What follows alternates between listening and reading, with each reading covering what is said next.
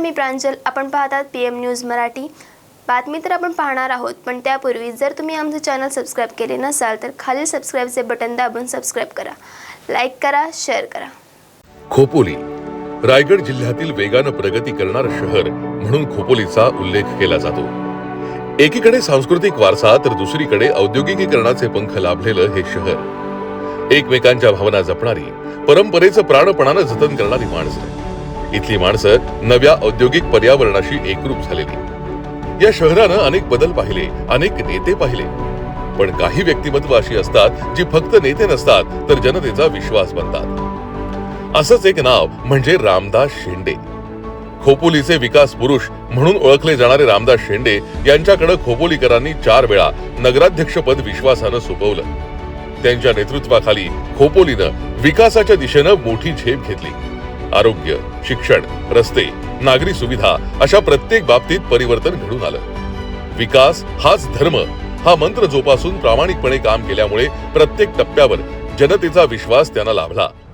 त्यांचा हा लोककल्याणाचा वारसा समर्थपणे पुढे चालवतायत त्यांचे सुपुत्र कुलदीपक रामदास शेंडे. लहानपणीच समाजसेवेचं बाळकडू घेतलेल्या कुलदीपक भाईंनी वडिलांचं काम, त्यांचा संघर्ष आणि जनतेसाठी त्यांची अव्याहत चाललेली धडपड पाहिली आणि त्याच मुशीत ते घडत गेले. नगरसेवक या नात्यानं राजकीय क्षेत्रात पहिलं पाऊल टाकतानाच कुलदीपक भाई यांनी सांगितलं होतं, मी पदासाठी नाही, कामासाठी आलोय. ही वाणी त्यांनी कृतीतून खरी करून दाखवली. बिनविरोध निवडून आलेल्या कुलदीपक भाईंनी पुढे उपनगराध्यक्ष पदाची जबाबदारीही सहजतेनं उचलली आणि कष्टानं पार पाडली. म्हणूनच खोपोलीच्या घराघरात कुलदीपक भाईंना आदराचं स्थान मिळालं. त्यांच्या या राजकीय प्रवासात त्यांना माजी आमदार सुरेश भाऊ लाड यांची मोलाची साथ लाभली. शहराचा प्रतिनिधी म्हणून विकास कामांचा डोंगर उभारतानाच सामाजिक उपक्रमांमध्येही ते कधी मागे राहिले नाहीत. त्यांनी शहरात अनेकदा आरोग्य शिबिरं आणि रक्तदान मोहिमा आयोजित केल्या.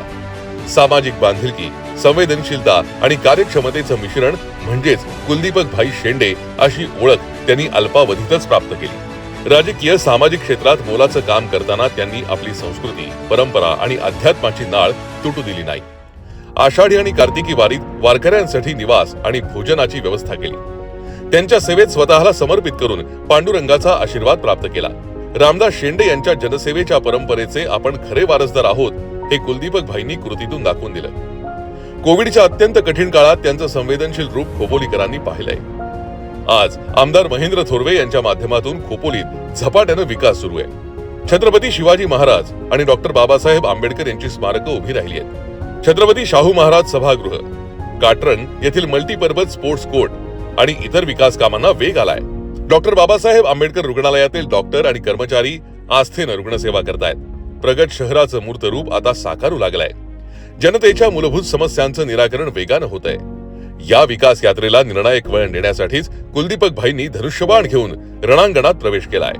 खोपोली नगरपालिकेवर शिवसेनेचा भगवा फडकवण्यासाठी हा कुलदीप शेंडे, या कुलदीपचा कुलदीपक हा शिवसैनिकांना उभारी देणारा ठरेल असं या ठिकाणी आपल्याला जाहीरपणे या ठिकाणी सांगतो. खोपोलीतील वाहतूक समस्या दूर करणं, अद्ययावत वाहतूक सुविधा उभारणं, रेल्वे कनेक्टिव्हिटी वाढवणं, 100 कोटींची प्रादेशिक दळ पाणी पुरवठा योजना, शहरातील सर्व रस्त्यांचं काँक्रिटीकरण, ऐतिहासिक वारसा सांगणाऱ्या वीरेश्वर मंदिराचं आणि तलावाचं सुशोभीकरण, स्पर्धा परीक्षेची तयारी करणाऱ्या विद्यार्थ्यांसाठी अभ्यासिका, शहरातील आरक्षित जागेवर मल्टीपर्पज स्पोर्ट्स कॉम्प्लेक्स, फुटबॉल मैदान आणि क्रिकेटचं आंतरराष्ट्रीय दर्जाचं मैदान अशी अनेक नवी स्वप्न कुलदीपक भाईंनी खोपोलीकरांसाठी उराशी बाळगली आहेत. यासोबतच शहरात फॉरेस्ट गार्डन, पर्यटनाला चालना देण्यासाठी पाताळगंगा नदीवर लेझर शो, झेनिथ धबधबा परिसरात थीम पार्क, खोपोली शहरातून वाहणाऱ्या 4 किलोमीटर नदीचं संवर्धन अशी असंख्य कामं पूर्ण करण्याचा त्यांनी विडा उचललाय.